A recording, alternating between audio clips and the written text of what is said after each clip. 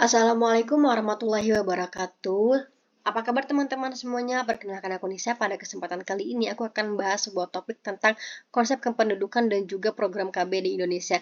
Di sini ada beberapa pembahasan yang akan aku bahas. Di antaranya adalah pengertian penduduk, dinamika penduduk, faktor-faktor demografik yang mempengaruhi pertumbuhan penduduk, kemudian masalah kependudukan di Indonesia, jumlah dan penyebaran penduduk, juga program KB di Indonesia. Sekarang kita langsung ke pembahasannya. Apa itu penduduk? Menurut geografi, penduduk adalah semua orang yang berdomisili di wilayah geografis Republik Indonesia selama 6 bulan atau lebih dan atau mereka yang berdomisili kurang dari 6 bulan tetapi bertujuan untuk menetap. Nah, penduduk adalah kumpulan dari berbagai macam orang di mana tinggal pada sebuah daerah atau sekumpulan orang maupun orang yang di mana secara hukum memiliki sebuah hak untuk dapat tinggal pada daerah yang ada. Kemudian selanjutnya adalah dinamika penduduk. Dinamika penduduk adalah perubahan atau pertumbuhan jumlah penduduk dari waktu ke waktu. Hal ini disebabkan karena adanya peristiwa kelahiran, kematian, dan juga perpindahan penduduk. Dinamika penduduk ini dapat mempengaruhi pembangunan dalam mendorong pertumbuhan ekonomi. Ketika jumlah penduduknya semakin besar, maka perlu diikuti dengan kualitas penduduk yang memadai sehingga dapat menjadi modal bagi pertumbuhan ekonomi. Nah, dampak dinamika kependudukan terhadap lingkungan diantaranya adalah permukiman dengan pengelolaan yang tidak terkontrol, kemudian meningkatnya pencemaran lingkungan, terjadinya kerusakan hutan, dan juga terjadinya alih fungsi lahan. Nah, kemudian selanjutnya di sini ada faktor-faktor demografik yang mempengaruhi pertumbuhan penduduk. Pertumbuhan penduduk itu sendiri adalah perkembangan jumlah penduduk di suatu daerah atau negara. Ada 3 faktor penyebab, diantaranya adalah yang pertama ada kelahiran atau fertilitas. Tentunya kelahiran ini menjadi salah satu faktor utama ya dalam peningkatan populasi penduduk di dunia gitu. Dan manusia itu melakukan status perkawinan sehingga menghasilkan keturunan. Di sini ada beberapa faktor, di antaranya adalah yang pertama itu pasangan yang ingin menikah di usia muda. Kemudian selanjutnya itu ada orang beranggapan bahwa banyak anak bisa membawa rezeki yang banyak juga, dan juga adanya keinginan untuk mendapatkan keturunan. Misalnya ada sepasang suami istri gitu kan, mereka pengen punya keturunan laki-laki tapi ternyata ketika lahir mereka memiliki keturunan perempuan gitu. Maka tentunya pasangan tersebut akan berusaha untuk mendapatkan keturunan yang mereka inginkan. Kemudian selanjutnya itu ada yang kedua, kematian atau mortalitas. Kematian merupakan hal yang bersifat mengurangi populasi penduduk. Tentunya di sini ada beberapa faktor, di antaranya adalah tindakan kriminal atau pembunuhan, kemudian individu yang memilih untuk bunuh diri, kemudian terjadinya bencana alam yang memakan korban jiwa, kemudian sarana kesehatan yang masih kurang, dan juga masih kurangnya kesadaran masyarakat akan pentingnya kesehatan. Kemudian yang ketiga yaitu ada migrasi. Nah, dalam hal ini berarti proses perpindahan manusia dari satu daerah ke daerah lainnya dalam jangka waktu yang cukup lama atau panjang. Dan di sini ada beberapa faktor yang mempengaruhi migrasi, diantaranya adalah adanya rasa ketidaknyamanan dari individu tersebut sehingga memilih untuk pindah ke daerah lain yang mungkin akan membuatnya lebih nyaman. Kemudian yang kedua itu adanya pekerjaan yang menuntut pekerja tersebut untuk pindah ke daerah lain. Kemudian yang ketiga itu adanya keinginan dari dalam diri sendiri untuk mengubah kehidupan yang lebih layak lagi. Kemudian selanjutnya itu adalah masalah kependudukan di Indonesia. Masalah penduduk adalah masalah yang kompleks karena menyangkut kualitas, kuantitas, persebaran, jenis kelamin, mata pencaharian, tingkat pendidikan, tingkat penghasilan, tingkat kesejahteraan, tingkat kesehatan, dan lain-lainnya. Nah, di sini ada beberapa masalah, diantaranya adalah jumlah penduduk yang banyak, persebaran penduduk yang tidak merata, kemudian laju pertumbuhan penduduk yang tinggi, kualitas tenaga kerja yang rendah, kemudian kemiskinan dan pengangguran. Nah, selanjutnya di sini ada jumlah dan penyebaran penduduk ya. Berdasarkan data Badan Pusat Statistik BPS, jumlah penduduk Indonesia diproyeksikan sebanyak 275,77 juta jiwa pada tahun 2022. Nah, jumlah tersebut itu naik sekitar kurang lebih 1,13% dibandingkan pada tahun sebelumnya yang sebanyak 272,68 juta jiwa. Nah, kemudian di sini ada jenis persebaran penduduk, ada dua. Yang pertama itu persebaran secara geografis, di mana karakteristiknya ini penduduknya menurut jumlah batas seperti pantai, sungai, danau, atau lainnya. Jadi misalkan penduduk-penduduk yang tinggal di daerah pegunungan atau pantai. Nah, kemudian yang kedua itu ada administrasi. Karakteristik penduduk yang satu ini menurut sejumlah batas wilayah administrasi seperti jumlah penduduk di desa A atau kecamatan D. Nah, jadi kalau secara administrasi itu tentunya penduduk yang tercatat gitu kan oleh pemerintah. Nah, kemudian selanjutnya itu ada program KB di Indonesia. Oke, kita langsung lanjut ke pembahasannya. Nah, di sini ada pengertian KB. Program keluarga berencana merupakan salah satu upaya pemerintah untuk mengendalikan laju pertumbuhan penduduk serta membentuk keluarga yang berkualitas. Nah, pengertian KB menurut Undang-Undang Nomor 10 Tahun 1992 tentang perkembangan kependudukan dan pembangunan keluarga sejahtera adalah upaya untuk meningkatkan kepedulian dan peran serta masyarakat melalui pendewasaan usia perkawinan atau PUP, pengaturan kelahiran, pembinaan ketahanan keluarga, peningkatan kesejahteraan keluarga kecil bahagia dan sejahtera. Nah, KB ini merupakan program pemerintah yang dirancang untuk menyeimbangkan antara kebutuhan dan juga jumlah penduduk. Perlu diketahui bahwa Gerakan Keluarga Berencana Nasional Indonesia ini telah dianggap masyarakat dunia sebagai program yang berhasil menurunkan angka kelahiran yang bermakna. Nah, perencanaan jumlah keluarga berencana ini dapat dibatasi atau dilakukan dengan penggunaan alat kontrasepsi atau penanggulangan kelahiran, contohnya seperti menggunakan pil KB, kondom, spiral, IUD, dan juga sebagainya. Kemudian di sini ada program KB. Yang pertama adalah meningkatkan kesejahteraan ibu dan anak dengan mengendalikan kelahiran dan menjamin terkendalinya penduduk tentunya. Kemudian yang kedua adalah membentuk keluarga kecil sejahtera sesuai dengan kondisi ekonomi sebuah keluarga. Kemudian selanjutnya, meningkatkan kepedulian masyarakat untuk menggunakan alat kontrasepsi, merencanakan keluarga kecil dengan hanya 2 anak, kemudian mencegah kehamilan di usia dini, menekan angka kematian ibu dan bayi akibat hamil di usia terlalu muda, yang dapat menyebabkan resiko tinggi pada saat proses persalinan ataupun pada kehamilan dan juga kehamilan di usia tua. Nah, selanjutnya yaitu menekan jumlah penduduk dan menyeimbangkan kebutuhan penduduk dengan jumlah penduduk. Selanjutnya di sini ada sasaran program KB. Di sini ada 2. Yang pertama itu ada sasaran langsung dan sasaran tidak langsung.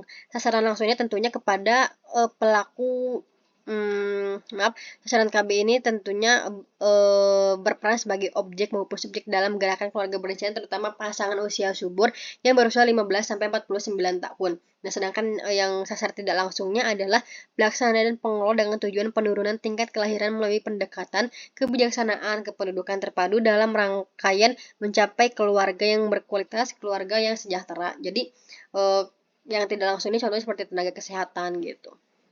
Nah, kemudian di sini ada ruang lingkup program KB. Yang pertama itu adalah komunikasi, informasi, dan edukasi atau KIE tentang KB atau keluarga berencana, kemudian konseling, pelayanan kontrasepsi, pelayanan infertilitas, pendidikan seks. Nah, perlu kita ketahui ya bahwa pendidikan ini sangat penting untuk orang tua berikan kepada anaknya sehingga anak ini dapat menentukan apa yang boleh dan tidak boleh dilakukan dalam masalah seksual sebelum waktunya gitu. Kemudian konsultasi pra perkawinan dan konsultasi perkawinan, konsultasi genetik dan juga tes keganasan dan juga adopsi. Kemudian di sini ada strategi pendekatan. Yang pertama itu pendekatan kemasyarakatan atau community approach. Nah, pendekatan ini diarahkan untuk meningkatkan dan menggerakkan peran serta masyarakat yang dibina dan dikembangkan secara berkelanjutan. Kemudian yang kedua itu ada pendekatan koordinasi aktif atau active coordinate approach, yaitu mengkoordinasikan berbagai pelaksanaan program KB dan pembangunan keluarga sejahtera sehingga dapat saling menunjang dan mempunyai kekuatan yang sinergi dalam mencapai tujuan dengan menerapkan kemitraan yang sejajar. Kemudian selanjutnya itu ada pendekatan integratif atau integrative approach, yaitu memadukan pelaksanaan kegiatan pembangunan agar dapat mendorong dan menggerakkan potensi yang dimiliki oleh semua masyarakat sehingga dapat menguntungkan dan memberi manfaat pada semua pihak. Kemudian selanjutnya itu ada pendekatan kualitas, yaitu meningkatkan kualitas pelayanan baik dari segi pemberi pelayanan, provider, dan juga penerima pelayanan atau klien sesuai dengan situasi dan kondisinya.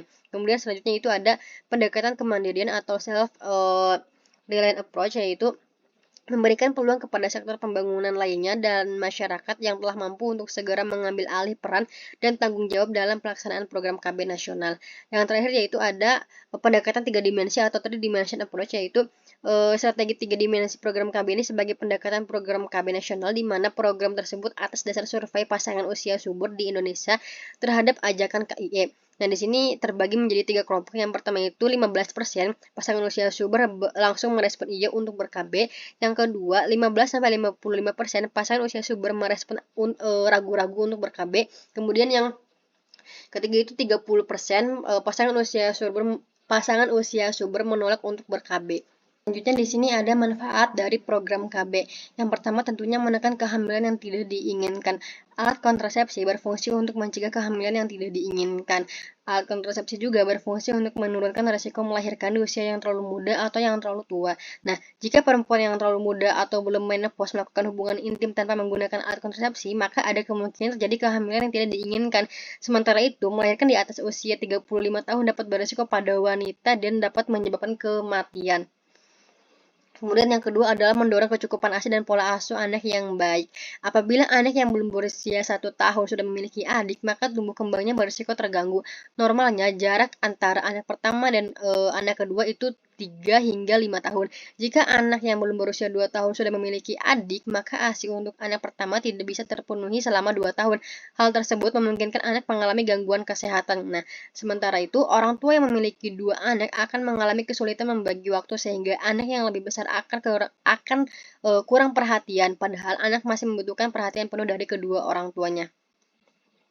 Kemudian selanjutnya yaitu mencegah gangguan kesehatan mental keluarga. Nah, sebagian wanita setelah melahirkan ini berisiko mengalami depresi setelah melahirkan.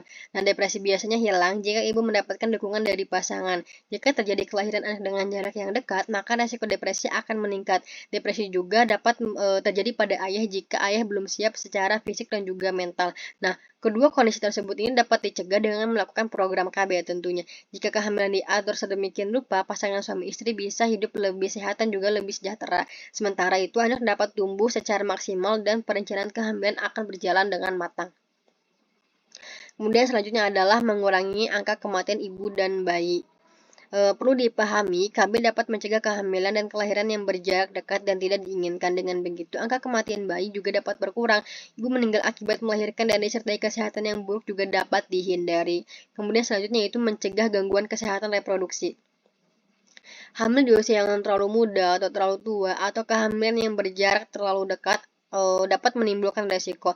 Ibu hamil dapat mengalami masalah selama kehamilan seperti hipertensi, preeklamsi, persalinan prematur, dan sebagainya. Adanya program KB ini, kehamilan dapat direncanakan dengan lebih baik sehingga resiko gangguan kesehatan reproduksi ini dapat dicegah. Kemudian yang terakhir itu ada mencegah terjadinya penyakit menular seksual. Hubungan seksual tidak lepas dari resiko terjadinya penyakit menular seksual. Meskipun dilakukan antar suami istri, tapi tetap beresiko gitu. Nah, makanya salah satu upaya pencegahan untuk menghindari terjadinya penyakit menular seksual ini adalah dengan menggunakan alat kontrasepsi seperti kondom. Kemudian selanjutnya di sini ada manfaat KB untuk anak. Nah, di sini ada beberapa manfaat. Yang pertama itu pertumbuhan dan kesehatan anak dapat terjaga dengan baik karena perhatian orang tua dapat diberikan secara penuh kepada anak tersebut gitu. Jadi kalau misalkan orang tua terlalu kebanyakan anak, maka ada kemungkinan terjadi atau anak merasa diasingkan atau merasa orang tua tuh pilih kasih gitu. Nah, yang kedua itu anak mendapatkan perhatian dan pemeliharaan dan makanan yang cukup. Lainnya yang tadi, jadi anak tidak akan merasa dipilih kasihkan atau dianaktirikan oleh orang tuanya karena kelahiran adiknya. Kemudian anak juga tentunya akan mendapatkan gizi yang baik. Jadi kalau misalkan semakin banyak anak, maka orang tua pun ada kemungkinan untuk kesulitan dalam memberikan gizi yang baik karena untuk memberikan gizi yang baik tentunya orang tua membutuhkan biaya yang cukup besar gitu. Kemudian masa depan dan pendidikan anak juga dapat terencana dengan baik. Nah, itu teman-teman yang dapat aku sampaikan tentang konsep kependudukan dan program KB di Indonesia ini. Semoga dapat bermanfaat. Kurang lebihnya mohon maaf karena aku masih belajar juga. Wassalamualaikum warahmatullahi wabarakatuh.